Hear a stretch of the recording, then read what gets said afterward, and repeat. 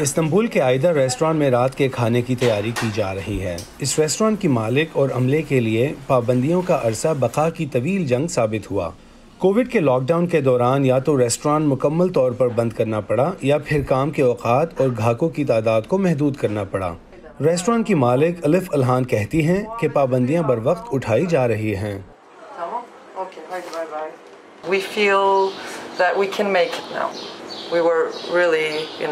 ہمیں لگتا ہے کہ اب ہم اس سے نمٹ سکتے ہیں۔ گزشتہ لاک ڈاؤن میں ہم سچ مچ بہت مایوس تھے۔ اب ہم ایک بار پھر اسی مقام پر پہنچ سکتے ہیں جہاں ہم 1 سال قبل لاک ڈاؤن سے پہلے تھے۔ کیونکہ ہمارا چھوٹا کاروبار ہے، اس لیے ہمارے لیے گزشتہ 1 سال کا خلا پر کرنا نسبتاً آسان ہے۔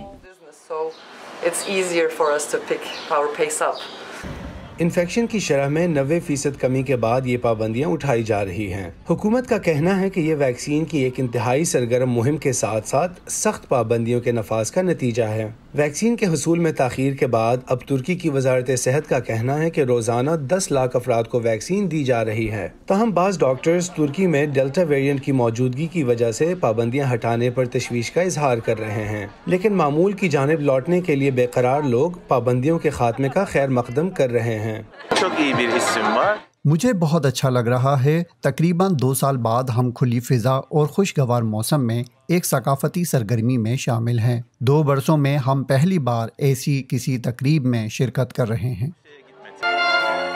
1 سال سے زیادہ عرصے سے شام کے وقت اور اختتام ہفتہ، کرفیو کے نفاذ اور زیادہ تر تفریحی مقامات پر عائد بندش کے بعد استنبول کے کدی کوئے نامی اس تفریحی مقام پر لگتا ہے کہ لوگ عرصے بعد رات باہر گزارنے کے اس موقع کو ہاتھ سے جانے دینے پر تیار نہیں ہیں۔ کچھ لوگوں کے لیے یہ واپسی تلخ و شیریں جذبات کا امتزاج ہے۔